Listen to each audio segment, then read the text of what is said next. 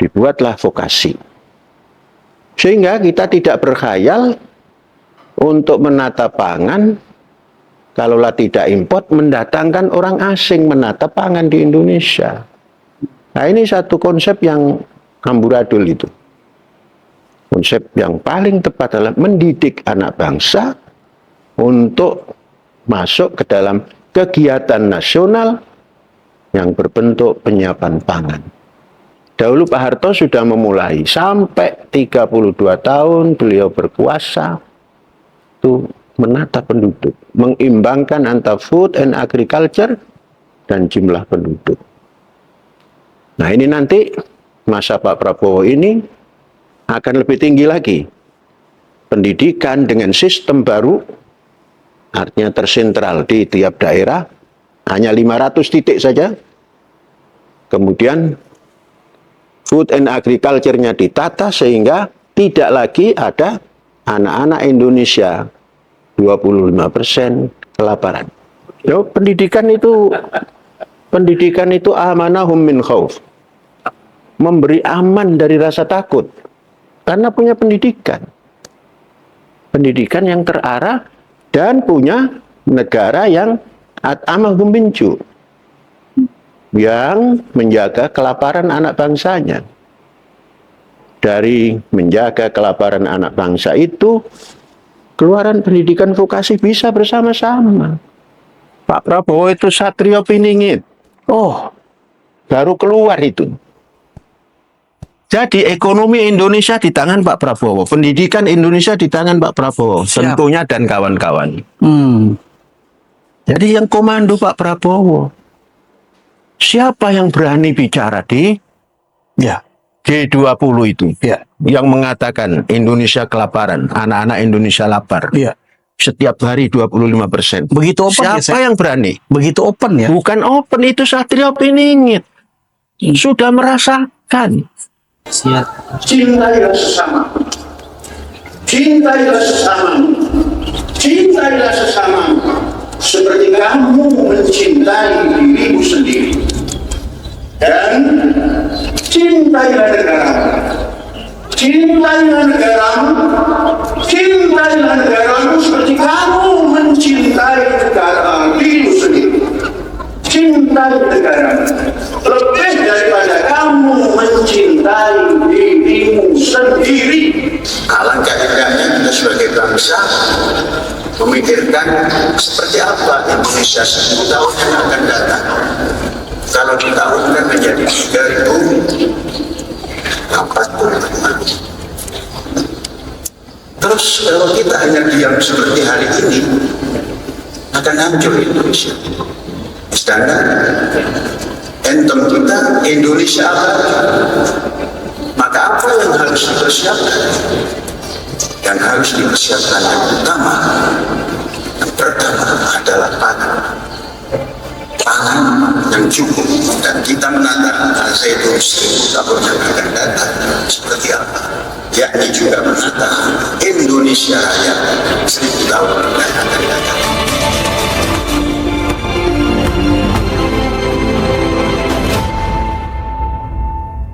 Assalamualaikum, Merdeka, Lokus TV, saya Al-Zaitun Files. Hari ini episode kelima 1345, seperti Pancasila. By the way, untuk tema kita hari ini adalah Indonesia Darurat Pendidikan dan Pangan. Boleh juga sih dikasih tanda tanya. Dan episode 5 ini beda karena kita sifatnya diskusi. Ya, kita sifatnya diskusi dan ada peningkatan nih ceritanya Logis TV. Kami yakin bloggers akan menyukai konsep diskusi ini. Syekh, Assalamualaikum, Merdeka. Merdeka, waalaikumsalam. Waalaikumsalam. Syekh, banyak teman-teman di sini yang ingin diskusi dengan Syekh tentang Indonesia dalam pendidikan dan pangan. Semoga mereka tidak khawatir ada bahasa darurat pendidikan dan pangan. Menurut saya, ketika Pak Prabowo Subianto di KTT G20 di Brazil pidato, saya melihatnya seorang presiden gagah kan? Oh, Presiden Indonesia selalu gagah. Terlebih Pak Prabowo ini. Gagah. Gagah ya Syekh. Gagah. Ya. Dan ini saya izin teman-teman juga akan bertanya ke Syekh ya tentang apa yang menjadi temanya tadi. Dan Syekh semoga berkenan untuk menjawab dan mereka akan mencatat semuanya. Ya, silakan teman-teman yang mau bertanya. Ya. Baik, Bismillahirrahmanirrahim. Assalamualaikum. Merdeka, Syekh. Merdeka.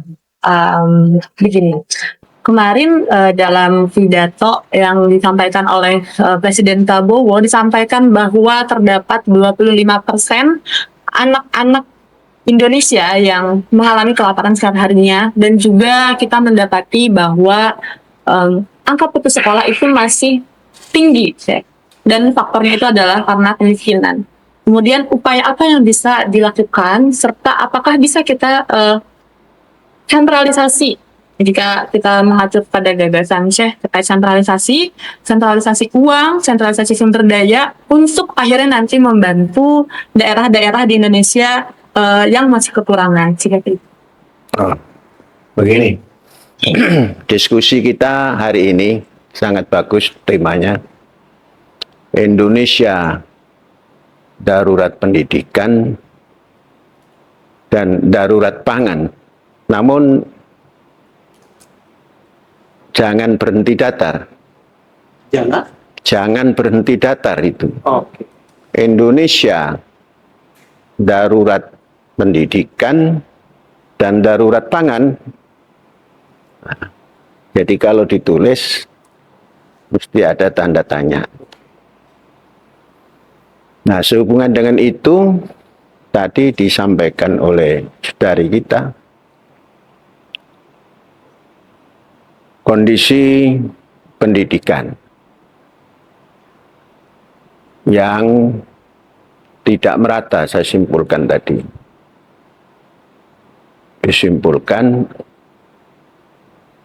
peserta didik dari jumlah anak Indonesia yang dari usia 6 tahun sampai 19 tahun itu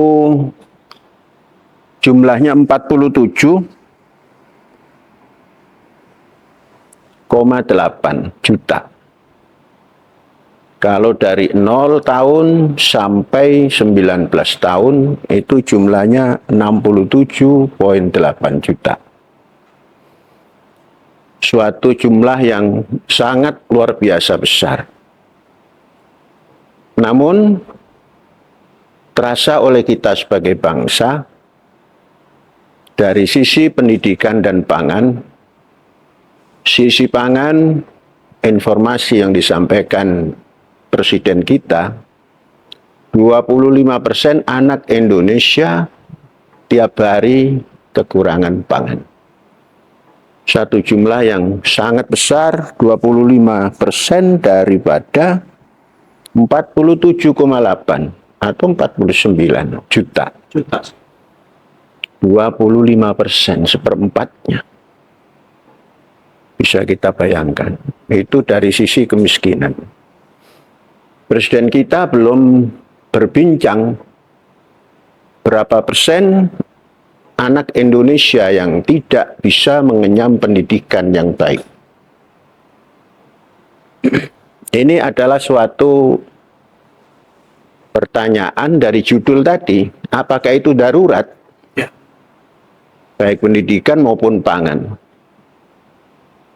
Kalau kita dengar pidato, sangat serius pidato yang disampaikan oleh beliau. 25% di hadapan G20 kalau tidak salah. Ya, betul. Masyarakat 20 negara besar yang kelompok katakanlah yang mampu. Tapi Presiden kita menyampaikan 25% setiap hari anak Indonesia kelaparan. Anak Indonesia kita batasi. Kalau yang kelaparan tidak boleh dibatasi. 0 tahun sampai 19 tahun. Itu 67,8%. Kemudian kurang pangan. Itu nanti kita jawab tersendiri. Presiden kita belum berbicara tentang bagaimana nasib kependidikan anak Indonesia umur 6 tahun sampai 19 tahun yang jumlahnya 47,8%. Namun kita bisa merasakan sebagai bangsa, khususnya yang duduk di sini hari-hari berkecimpung dalam pendidikan. Kita punya data, anak-anak yang sekian banyaknya, 47,8% yang tercatat mengikuti pendidikan sekolah dasar di tahun 24 ini 24,04 juta. Coba terus kita gambarkan. Menjadi agak naik kelas SMP itu hanya 9,97. Berapa persen yang hilang itu? Drop out lah. Tidak melanjutkan lah. Jadi IPM-nya nilainya 5 atau 6 lah paling tinggi. Kemudian dari SMP yang 9,97 katakan 10%, 10 juta. Masuk ke SMA, sekolah menengah atas, separuhnya 5,32. Kemana yang separuh? Drop out lagi. Nah inilah sebuah jumlah anak yang terdidik 39,3 dari 47,8. Sekian banyak yang tidak terangkat. Apa ini penyebabnya? Sampai sekian banyak yang tidak terangkat, tidak terwadai, tidak terayomi, dan tidak terdeteksi secara serius. Nah, mesti kita katakan darurat tadi. Benarkah darurat pendidikan? Kalau sudah menghitung angka-angka begini. Sepertinya walaupun tidak dikasih garis tebal darurat pendidikan, kita katakan darurat yang semacam ini. Maka kita harus ambil, negara ini harus ambil kebijakan, membuang kedaruratan ini. Mengambil sesuatu tindakan. Seperti halnya kita mengambil tindakan menyiapkan pangan nanti. Mari kita mengikuti perkembangan. Setiap ganti pemerintahan dan ganti kementerian, selama ini yang kita rasakan itu hanya berbicara kurikulum. Seakan-akan kurikulum itu segalanya. Ada kurikulum merdeka. Sekarang yang baru beberapa hari menjadi menteri, kurikulum lain lagi. Seakan-akan pendidikan itu kurikulum. Sahaja. Jadi kurikulum itu salah satu di antara sekian banyak yang diperlukan dalam pendidikan dan mendidik. Di dalam teori pendidikan, itu justru at-thoriqah yang penting itu. At-thoriqatu ahammu minal maddah. Thoriqah itu metode menyampaikan isi kurikulum. Itu lebih penting. Dari dua ini ada lagi yang lebih penting. Wal mudarrisu ahammu min kilaihima. Pendidik jauh lebih penting daripada cara menyampaikan dan kurikulum itu sendiri. Maka pendidikan Indonesia ini yang ditata pendidiknya, metode penyampaian kurikulumnya dan kurikulumnya. Ini saja masih belum cukup. bagaimana supaya bangsa anak Indonesia yang 67,8% itu yang sudah sekolah 47,8 juta itu bisa tergiring semua. Tidak ada satupun anak bangsa yang tidak terdidik. Gimana ini?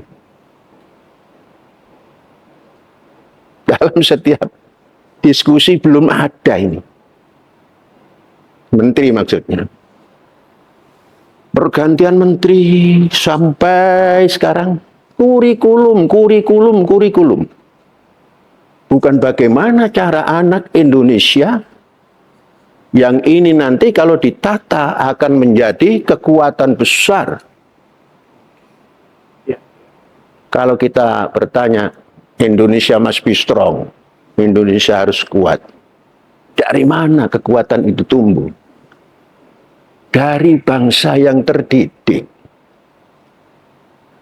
Nah, inilah yang selalu kita sampaikan. Nah, kita belajar menyampaikan secara dulu. Tahun 66-67, Pak Harto merasakan itu. Anak-anak mesti terdidik semua. Dibuatlah sekolah yang namanya SD Impres. Minimal anak-anak itu terdidik sampai SD. Karena kurang SD-nya dulu SD Impres. Sampai sekarang masih ada SD Impres itu. Entah masih terawat, entah tidak. Tersebar seluruh Indonesia. Itu sebuah usaha yang kita hormat. Karena kita sekarang sudah zaman yang beda dengan zaman Pak Harto, ini sudah harus ambil lagi satu kebijakan. Pemerintah sebagai pemegang mandat dari rakyat untuk memanage negara ini harus ambil kebijakan. Yakni akan menjadi memberikan jalan keluar agar seluruh anak bangsa yang 47,8% itu duduk di kelas pembelajaran. Maka pernah kita sampaikan bahwa ini harus disentralisir. Kalaulah tidak dari sekolah tahun pertama, tahun kelima. Tahun kelima sampai tahun ke-18. Kelas 5 maksudnya. Ya, kelas 5. Tahun kelima sampai tahun 12 sampai tahun 15 tambah 3. Artinya dari umur 6 ditambah 11 ya. 11 sampai 19 minimal itu. Itu harus ngumpul dalam satu arena pendidikan yang tersentral. Itu maknanya kita sudah menyelamatkan anak didik bangsa ini sampai kelas 12 plus 3. Di sini kalau sudah itu, baru nanti ditata. Apa? Vokasionalkah berapa persen? Kemudian non-vokasional berapa persen? Diisi kurikulum. Guru disiapkan. Selalu kita sampaikan bahwa itu memang biaya besar. Tapi kita menghadapi darurat ini. Maka tubihul makhdurat. Membolehkan untuk memintas jalan darurat ini. Katakan pembiayaannya. Kalau sekarang baru 20%, untuk sampai mendapatkan 500 sentral itu tambahi. Oh, kok terlalu besar? Ini darurat. Darurat. Yang menjalankan segala pergerakan kemajuan negara dan bangsa ini orang-orang yang terdidik. Dan kita menghadapi darurat ini hanya 10 tahun. 10 tahun, 500 sentral itu, yakni 500 daerah itu, sudah mempunyai sentral pendidikan, diadakan wajib belajar, dibiayai negara, kita semua mengajak anak bangsa. Jadi nanti polisi pun bisa mengajak ayo sekolah. Kalau nggak sekolah, orang tuanya yang dikenakan sanksi karena wajib belajar. Dibiayai oleh negara. Sudah tidak akan ada lagi orang yang khawatir karena di dalam kampus yang tertata dengan baik. Kemarin kita istilahkan ada 3.000 hektar per kampus. Satu kampus 3.000 hektar, 500 kampus, 1,5 juta hektar. Bukan hal yang besar. Nah, lebih besar pangan daripada tempat pendidikan. Itu bisa mengamankan dari segala sisi. Apa yang dikhawatirkan, umpamanya ada di dalam kekerasan di dalam kampus, di dalam sekolah, itu bisa ditata. Ya. Nah, kita ngambil satu hikmah ya, hikmah di negara kita. Antara gelora, apa itu namanya, gedung olahraga, apa itu, Gelora Bung Karno. Ya, GBK. Itu kan banyak penonton. Betul. Dengan gedung olahraga yang ada di Malang, Kanjuruhan. Kan betapa hebatnya supporter-supporter sepak bola kita yang ada di apa namanya, Gelora Bung Karno. Nah, itu nanti akan seperti itu bangsa ini. Tahu diri, mengenal kemanusiaan yang adil beradab, tatkala bertanding kalah masih menghormati, oh kamu baik. Supporter-supporter dari negara asing dihormati, itulah kemanusiaan yang adil dan beradab. Sepertinya nanti kalau pendidikan itu tersentral, seluruh titik, tidak ada lagi gaduh-gaduh seperti yang di Malang itu. Yang seperti di Bandung. Ya, ya. Bandung walaupun dekat Jakarta beda. Itu contoh. Jadi pendidikan yang tersentral, kita bisa menciptakan Indonesia itu, keindonesiaannya terasa seperti di Gelora Bung Karno itu. Yang disampaikan Indonesia tanah air beta, Indonesia apalagi, dan lagu kebangsaan, sampai dunia dididik oleh supporter Indonesia yang ada di GBK, bukan kita saja yang merasakan. Malah kadang-kadang banyak kita yang tidak terlalu merasakan. Bangsa-bangsa di dunia terdidik dari Gelora Bung Karno itu. Nah, ini satu hasil pendidikan yang bisa dirasakan. Nanti semuanya akan mempunyai mentalitas seperti itu. Dengan adanya pendidikan yang tersentral tadi. Umpamanya, satu sentral pendidikan memerlukan tiap tahunnya membangun itu menghabiskan 1 triliun. 500 triliun baru.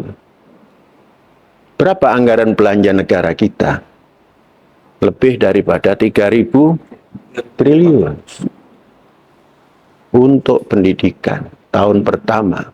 APBN kita memang belum banyak, tapi tatkala kita gunakan setiap tahun untuk membangun infrastruktur pendidikan yang tersentral tadi, 1 triliun kali 500 triliun. Katakan kali 5 tahun, per satu sentra 500 triliun.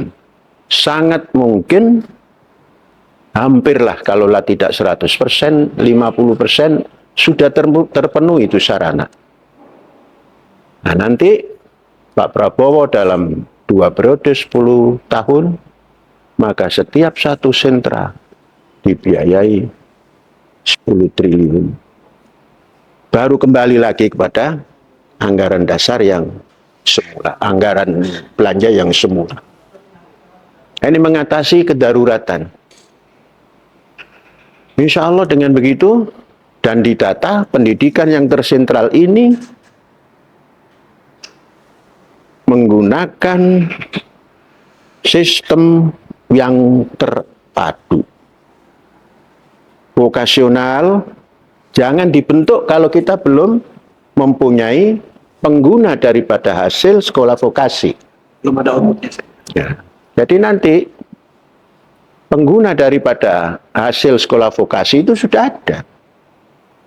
Katakan tadi kan darurat pangan. Pada pertanian, kepada peternakan, kepada kelautan, dan berbagai yang untuk mendukung pangan. Dibuatlah vokasi. Sehingga kita tidak berkhayal untuk menata pangan, kalaulah tidak import, mendatangkan orang asing menata pangan di Indonesia. Nah, ini satu konsep yang amburadul itu. Konsep yang paling tepat adalah mendidik anak bangsa untuk masuk ke dalam kegiatan nasional yang berbentuk penyiapan pangan. Tidak lama vokasi itu. Vokasi dimulai dari sekolah menengah pertama juga boleh. Atau dari sekolah menengah atas boleh. Dahulu vokasi pendidikan itu dimulai tahun 50-an ini.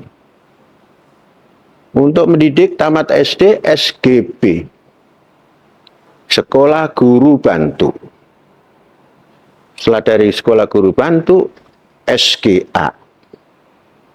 Itu sudah tinggi, bisa mengajar dengan baik. Nah, sekarang yang vokasi keguruan itu sudah nggak ada di sekolah menengah.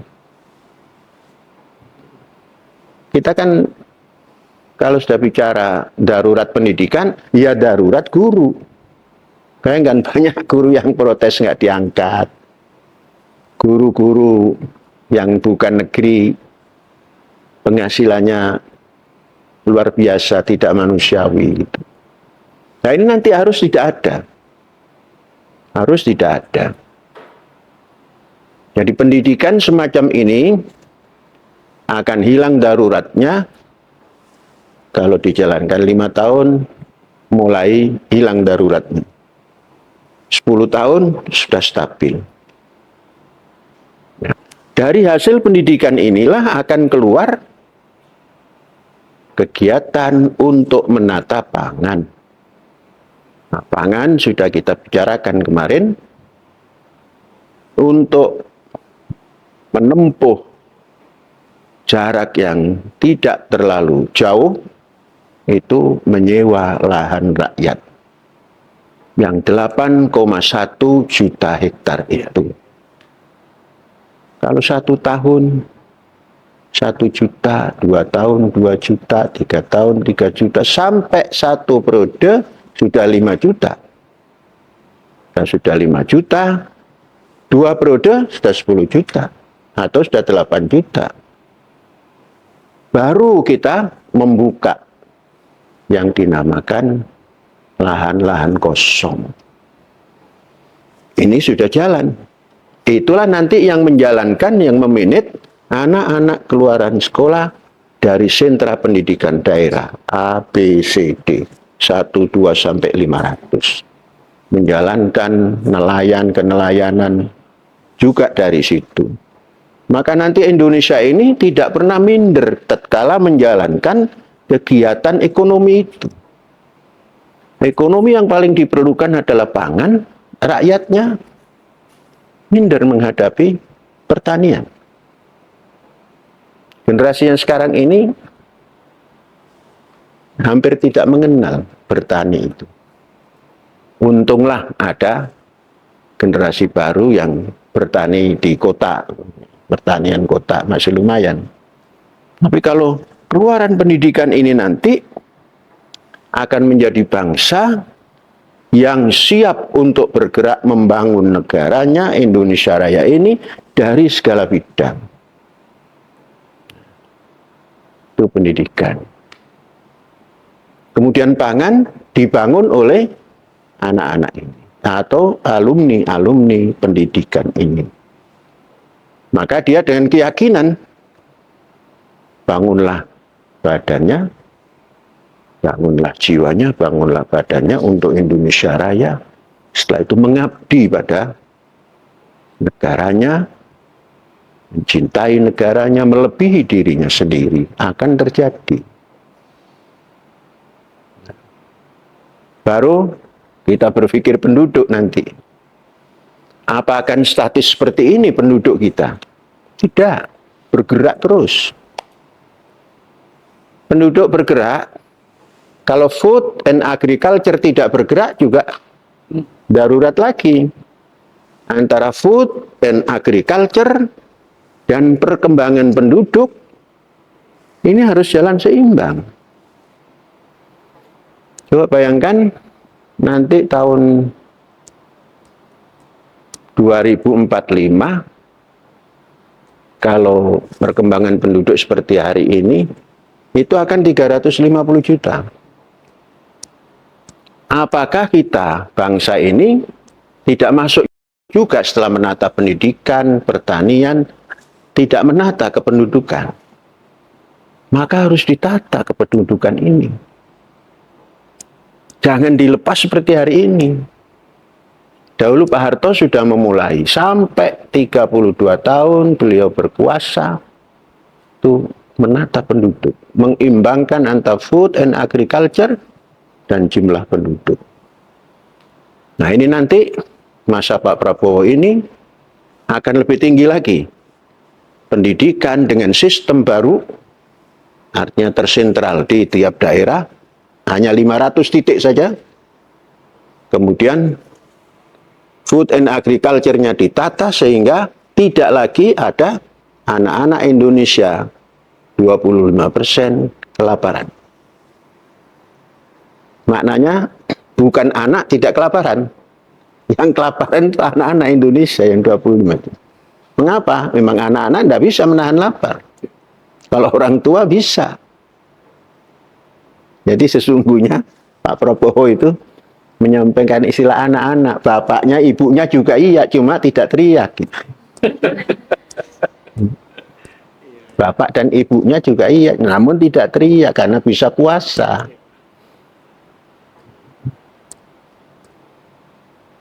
Jadi canangkan 100 tahun ke depan negara Indonesia ini kependudukannya dalam 1 abad itu nambahnya hanya 100%. Kalau kita 1 abad dari dihitung tahun 45 atau 6 tahun, ya tahun 50 lah. 70 juta tahun 60 itu, 50 itu, 1950. Nanti 2050 350 juta. Kan 500 juta itu, 500% itu. Nah, sekarang jangan 500%. 100% saja. Setelah 2050 masuk ke 2150 tambah 100% dari 350. Menjadilah 700. Katakanlah kalau diajak berpikir 1000 tahun khawatir banyak yang tidak mau gitu. Coba 200 tahun saja atau 150 tahun dari nanti 300 tahun 50 2050. 100 tahun dari 2050 menjadi 700 pada tahun 2150.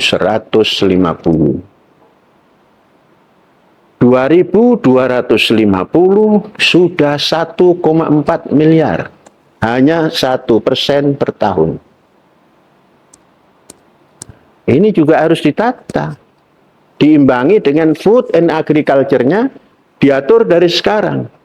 Membuat blueprint menghadapi 200 tahun ke depan, atau 500 tahun ke depan, atau 1000 tahun ke depan. Alangkah indahnya nanti penerus daripada kepemimpinan Pak Prabowo. Sudah punya blueprint, mencetak lahan sekian, sekolah ditambah, dan sebagainya. Jadi kekuatan bangsa itu adanya di pendidikan dan kesiapan pangan. Akan tumbuh yang lain-lainnya. Kecerdasan yang lain-lainnya dan kepintaran yang lain-lainnya kan tumbuh. Amerika itu tumbuh seperti itu karena sudah tidak berpikir makan lagi. Karena sudah tersedia semua. Ya, awalnya seperti kita begini. Berpikir. Mengapa kita atau Syekh bisa atau mau menyampaikan seperti ini? Karena ada contoh kecil. Apa yang kita lakukan di kampus kita itu belum seberapa, itu sangat kecil. Tapi kita bisa menangani 5.000 pelajar, 1.000 mahasiswa, karyawan, kurang lebih semuanya itu 10.000, tertangani dengan aman. Makan pagi ada, makan selingan di jam 10 ada, makan siang ada, makan di antara siang dan malam ada, makan malam ada, makan menjelang tidur yang ringan sekali ada. Itu contoh kecil, maka saya berani menyampaikan ide-ide semacam ini. Bukan mengajari, tapi mari mewujudkan. Seperti itu karena bisa. Indonesia bisa, sangat bisa. Apalagi kepemimpinan yang hari ini, sangat mungkin, sangat bisa. Anggaran tersedia. Dan nanti alumnus-alumnus yang sudah terdidik itu punya pekerjaan, bayar pajak. Luar biasa itu. Membiayai negaranya. Ya. Ya, inilah barangkali pembukaannya. Ya, terima kasih saya. Bagaimana, Pak? Ada yang mau ditanggapi? Cukup. Silakan, yang lain. Yang ingin bertanya? Bismillahirrahmanirrahim. Assalamualaikum Merdeka. Untuk pertanyaan dari saya, sistem pendidikan di Indonesia, sistem pendidikan di Al Zaitun ini kan sudah one pipe education ya. Nah, apakah bagaimana cara menyelaraskan dengan metode pendidikan saat ini yang sudah berjalan saat ini dan akan menjadi solusi, apakah akan menjadi solusi untuk mengatasi darurat pendidikan di Indonesia? Sudah pasti. Mengapa kita bisa one pipe education system? Ya. Karena dalam kampus, dalam satu asrama, dalam satu arena besar. Kalau terpencar-pencar seperti hari ini, tak mungkin. Coba dari SD, yang non jauh dari kota, mau menjalankan masuk ke SMP yang jaraknya berkilo-kilometer, daftar. Tamat SMP, mau ke SMA, daftar lagi, seleksi lagi. Mau ke perguruan tinggi, seleksi lagi. Mana bisa menjalankan one pipe education system? Kalau sudah dalam sentra tadi, itu sudah pasti nggak akan ada pendaftaran ulang. Artinya masuk SMP-nya, nggak lagi mendaftar. Ini SMP, SD. Oh ini dikelompokkan ke sini, kelompok ke sini SMP-nya atau SMP SMA-nya. Sudah mengelompok sendiri. Dan nggak daftar ulang. Mengapa? Karena bukan swasta. Kalau swasta mungkin masih daftar ulang, ada biaya lagi kan. Seperti kita kan dari SD daftar lagi, tapi nggak susah kan. Nah, nanti kalau sudah biayai negara nggak ada itu. Sekarang kan zonase susah. Susah. Nah, baru nanti umpamanya sudah ada pertukaran. Katakan dari kampus di Irian bagian mana tukar dengan kampus yang ada di Surabaya bagian mana. Pertukaran namanya. Saling belajar. Ya saling merasakan kampus ini gimana rasanya gitu. Tapi kelasnya tetap. Guru juga begitu. Bisa pindah kemana terus tukar. Dan tidak ada yang merasa keberatan. Karena bentuk kampusnya sudah terukur. Banyak orang dari Jawa dipindahkan ke yang jauh. Kan merasa berat. Mengapa? Tidak terukur yang di sana. Tapi kalau tentara, coba tentara, dipindahkan kemana saja mau, karena apa? Terukur sudah. Kalau yang namanya kantor Koramil ya begitu. Iya. Nah, kantor Kodim ya begitu. Nanti di dalam kampus yang sudah menyatu sentra itu bisa diajarkan patriotisme,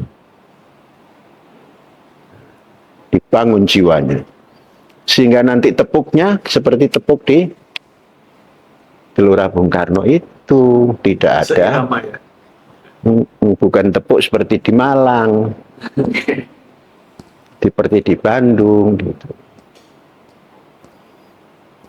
Ini yang belum pernah difikirkan atau belum pernah diangkat ke permukaan sistem pendidikan yang seperti ini. Iya, Syekh, dari 2 pertanyaan tadi, saya coba menggarisbawahi, berarti mereka sebagai generasi ini tidak perlu lagi ada kekhawatiran atau hopeless lah seperti itu. Kalau Dengan pendidikan nantinya, dengan masa hadapan mereka nantinya, karena sudah disetting semua seperti itu. Kalau pendidikan seperti itu tidak ada generasi yang keluaran pendidikan seperti tadi, tidak ada yang galau. Iya. Mau kerja apa?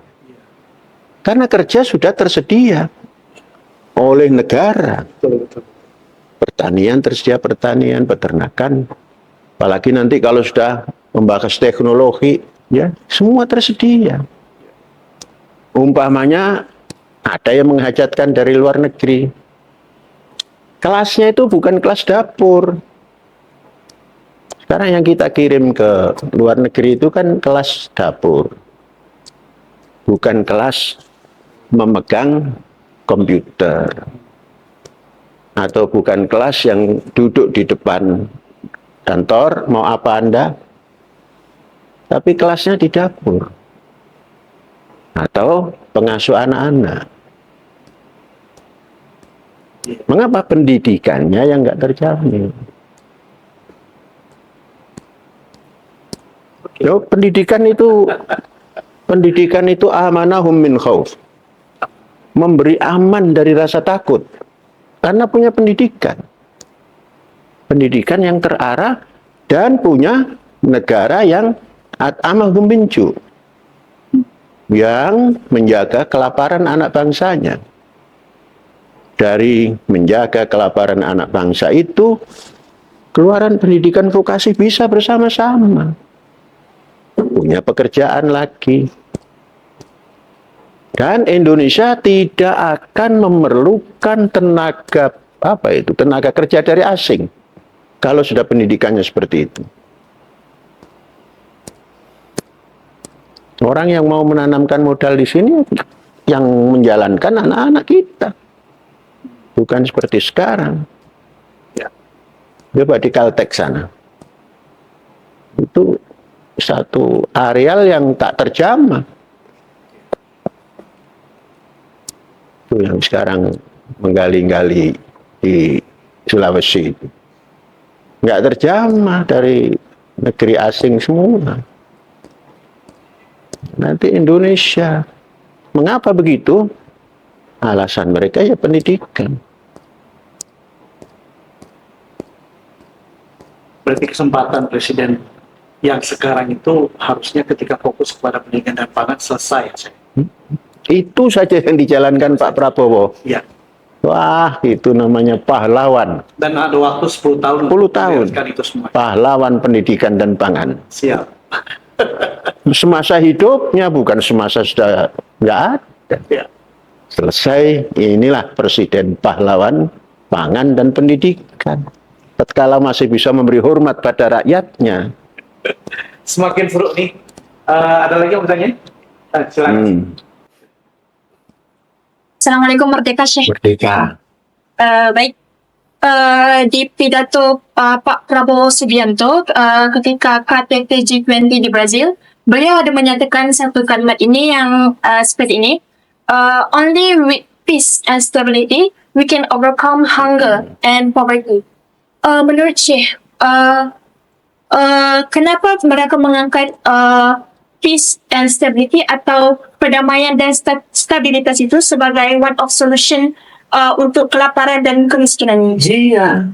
Maka kita mendahului peace, toleransi, damai. Itu sama dengan apa yang diucap Pak Prabowo tadi. Peace and stability. Stabilitas itu kan toleran. Pak Harto dulu ya stabilitas diutamakan karena toleran, peace dan toleran, toleransi dan perdamaian. Perdamaian itu stabilitas. Baru kita bisa mengangkat, membuang kelaparan. Mulailah dulu Pak Harto menyingkirkan kelaparan pelan-pelan. Tapi ujungnya dihancurkan juga. Memang di Indonesia ini oleh negara-negara yang ingin menjadikan Indonesia sebagai pasar, ya diharapkan semuanya ngambil dari luar. Kalau kita tidak sadar dengan itu, ya selamanya. Maka untuk apa istilahnya itu, menutup semua tadi, ya pendidikan dan food and agriculture itu. Untuk jangan sampai menjadi darurat, tapi stabil. Pendidikan stabil, pangan stabil. Yang lain-lainnya akan menjadi terus berkembang. Sekarang setiap disampaikan sesuatu program yang seakan-akan itu berat, selalu berkata, dananya nggak ada. Tapi 3.400 ya triliun. Itu kan dana. Iya. Ya. Berarti ketika tadi pertanyaannya adalah darurat pendidikan dan pangan itu katakan bisa mendisintegrasi. Mungkin nggak sih Indonesia? Semuanya akan terjadi desintegrasi kalau pendidikan tidak diperhatikan, pangan tidak diperhatikan. Namun kalau pendidikan dan pangan diperhatikan, mengangkat, siapapun terangkat. Orang yang pendidikannya terhambat, itu cara berpikir juga nggak sempurna. Tapi orang yang berpendidikan dengan tidak terhambat oleh sistem, itu akan bagus cara berpikir. Menyelesaikan segala masalah pakai runut istilahnya. Bersistem. Ya. Indonesia itu luas Ya beberapa waktu lalu kan sempat terancam juga yang namanya disintegrasi. Ya memang karena pendidikan dan pangan. Namun ada hal lain. Ketika pendidikan dan pangan itu tidak bisa teratasi, yaitu politik. Gimana Politik itu mengikuti atau hasil daripada apa yang terjadi hari ini. Terjadi ketika itu. Tatkala nanti pendidikan itu teratasi dengan baik, pangan teratasi dengan baik, integrasi itu akan sangat nampak dan sangat terasa. Kan ada sering terjadi hasil dari daerah larinya ke Jawa. Iya.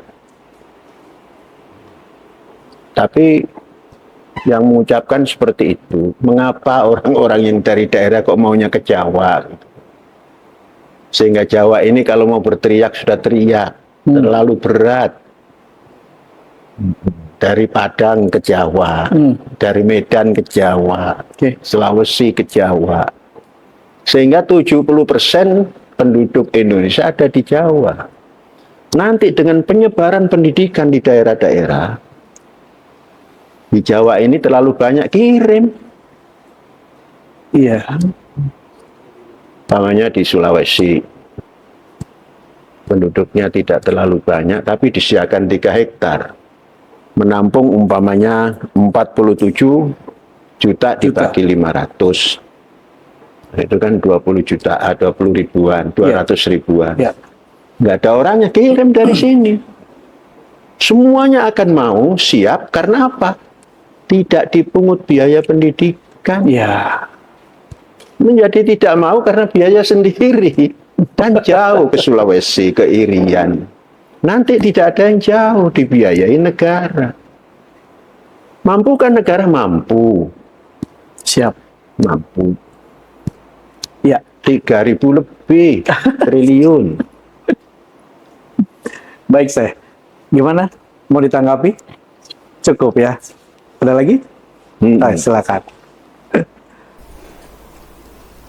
Assalamualaikum, saya Merdeka. Berdasarkan data survei sosioekonomi nasional, nelayan Indonesia adalah kelompok masyarakat yang paling banyak hidup dalam kemiskinan. Kemudian selain pendidikan saat ini, Syekh sedang fokus kepada blue economy dengan membangun kapal. Apa yang membuat Syekh yakin akan pilihan Syekh ini? Begini, itu kan simpul yang sederhana. Orang yang miskin adalah nelayan. Oh gitu, saya? Itu tadi. Oh iya. Nelayannya paling miskin gitu. Iya, iya. Nah iya, termiskin. Yang di darat yang paling miskin itu. Oh. Yang nelayan semiskin-miskinnya makan ikan. Umpamanya nggak ketemu beras, makan ikan sebanyak-banyaknya. Gitu kan. Sama sayuran. Jadi nggak miskin sesungguhnya. Artinya kurang pemasukan dari sisi lain. Coba di darat, tengok itu. Mungut sampah. Coba, miskin mana yang mungut sampah dengan mungut ikan? Iya, nelayan mungut ikan, yang di darat mungut sampah. Nelayan rumah, rombeng umpamanya rumahnya. Tapi yang mungut sampah nggak punya rumah. Nah itu simpul yang tadi itu, nelayan miskin itu simpul yang nggak jelas itu. Artinya kekurangan income nelayan ini memang betul. Mengapa? Karena nelayan perahunya terlalu kecil, tidak disiapkan sarana pendukung daripada hasil tangkapan ikan. Oke. Ikan itu akan menjadi ikan yang bermutu begitu ditangkap. Tidak boleh dilempar ke satu kotak terus dikasih es. Enggak begitu. Masuk ABF. ABF itu semacam cold storage yang dinginnya minus 60 untuk ikan itu. Itu standarnya saya? Iya, standarnya. Okay. Selama 8 jam. Baru dipindahkan ke cold storage yang standarnya 17 masuk. Itu 5 tahun masih segar ikan. Artinya tidak berbakteri apapun. Bisakah nelayan yang seperti hari ini berbuat seperti itu? Tidak bisa. Nggak bisa, saya. Yeah. Mengapa? Kapalnya kecil, cukup 1 hari 1 malam bergerak. Ikan 1 hari 1 malam itu sudah beda rasanya. Sampai di darat 1 hari lagi. Maka ada bahasa, oh ikannya berek. Oh ikannya busuk. Dan itu yang tersebar seantero Indonesia. Maka dikatakan miskin gitu. Tapi masih bisa makan ikan busuk, bisa masih. Tapi untuk makan ikan yang begitu turun dibelah, dikasih apa namanya limau, dikasih kecap, dimakan. Nggak ada yang berani ikan busuk. Kalau ikan yang hasil dari Brause itu yang di cold storage sana, set kasih limau, kasih kecap, makan enak. Jadi kita harus rubah. Bangsa Indonesia ini, negara ini harus punya kebijakan kelautan yang tidak seperti hari ini. Katakanlah kapal rakyat atau nelayan itu minimal 150 GT, 150 gross ton. Nah, ini rata-rata 30 gross ton. Ya, kadang-kadang 25 gross ton. Kemudian yang 150 sampai 200 itu diberikan fasilitas. Ada cold storage yang ABF tadi, ada cold storage yang untuk penyimpanan. Itu di tengah laut berbulan-bulan kuat. Sehingga tatkala pulang, kalau 200 GT, untuk mendapatkan 25 sampai 50 ton itu bisa. Ikannya segar. Sampai di darat disediakan pelabuhan nelayan. Tidak tersentral di Jakarta saja. Ya setiap daerah harus punya. Daerah pesisir lah gitu. Sehingga nanti daerah-daerah itu punya income. Nah, kemudian kebijakan lagi, semua kapal yang besar, yang kecil, yang 200 atau yang 100, yang 200, yang di atasnya lagi, kalau mau ngasih subsidi BBM kasih semuanya.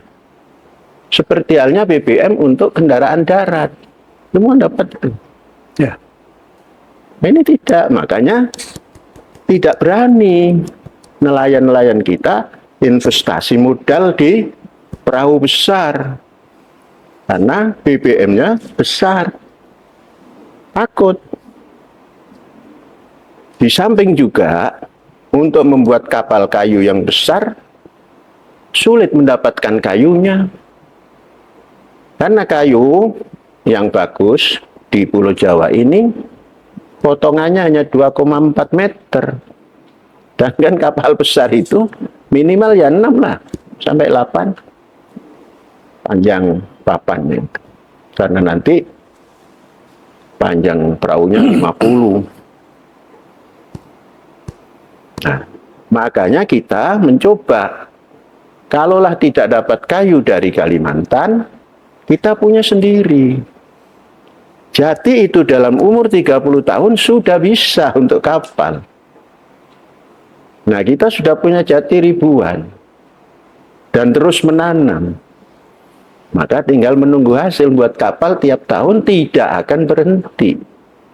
Kapal yang sebesar yang Anda lihat itu hanya memerlukan 1.500 batang kayu jati yang ukurannya diameter 25 sampai 30.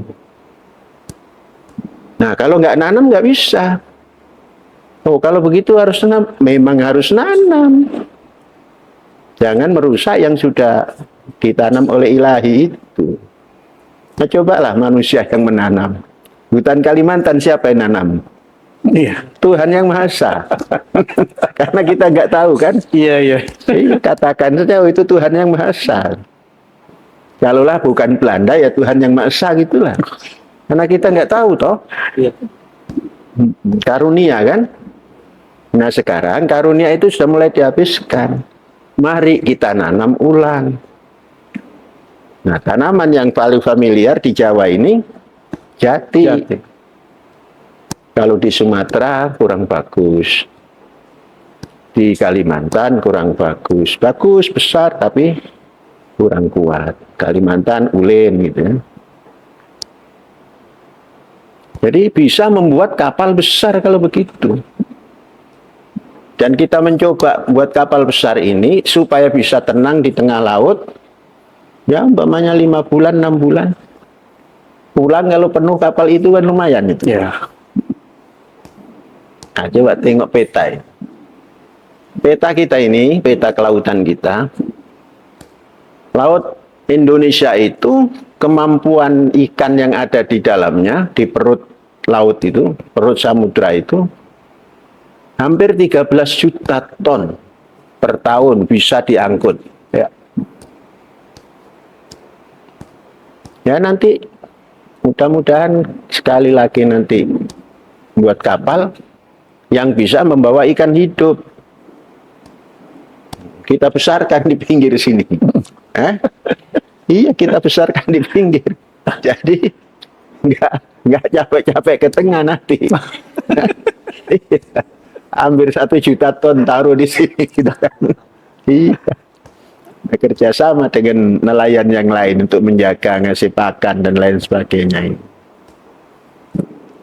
Dan ikan darat pun akan kita tanam. Kita punya lahan, ada itu 200 hektar yang terendam air laut, sudah puluhan tahun, nggak dimanfaatkan, maka nanti kita manfaatkan juga. Untuk membantu Indonesia supaya tidak kekurangan ikan. Oh.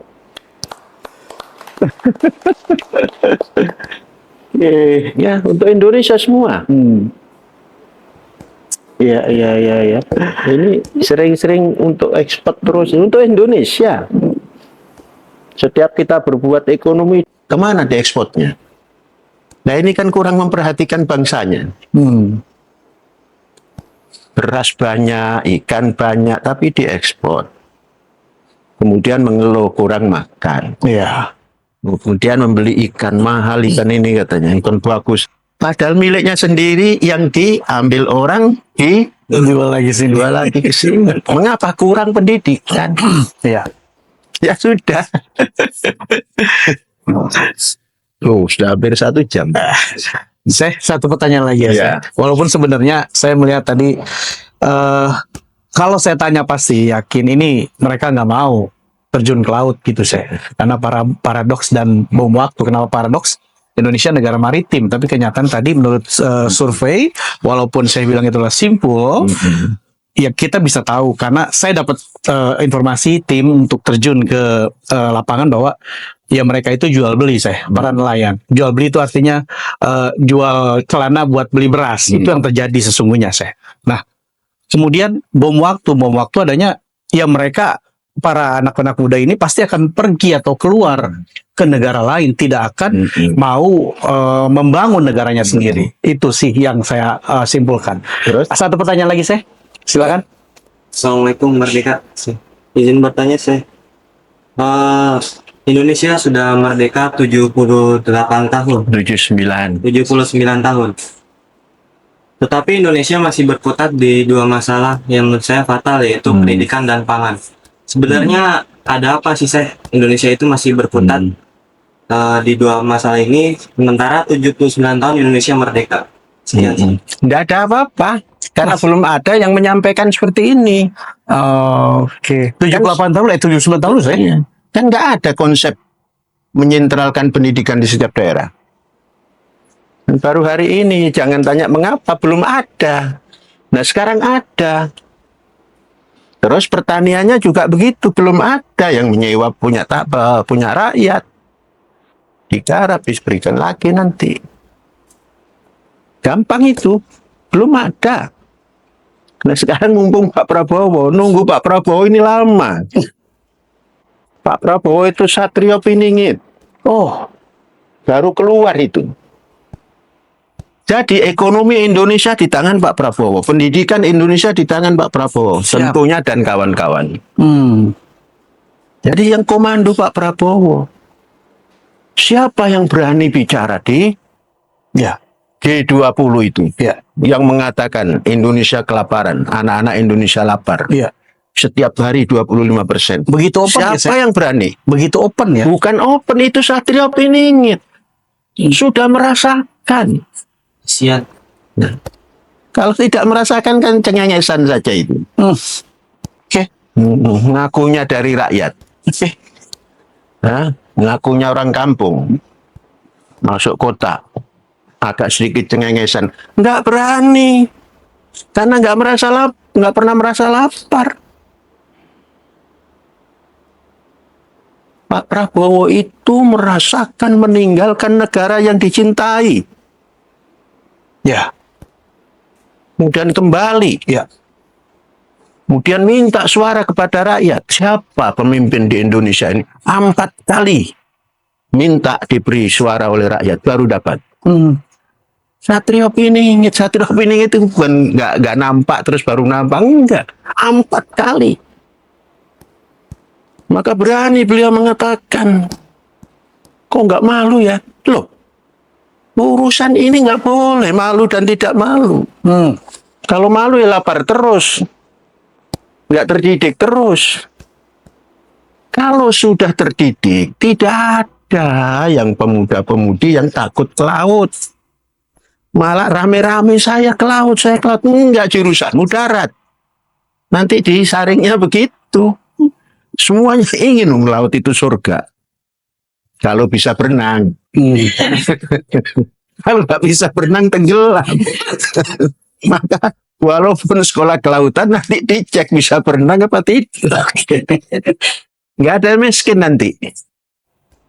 Laut itu nggak ada miskin. Nanti akan dipuja oleh orang darat. Waduh, ini tuan laut ini.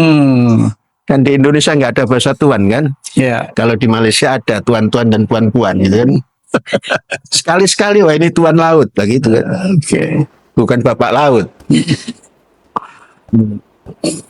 Iya. Ya, karena pendidikan lautnya belum ada. Yang tadi disimpulkan jual baju untuk beli beras. Karena tidak terdidik. Nanti jual ikan untuk bukan lagi membeli rumah, membeli emas.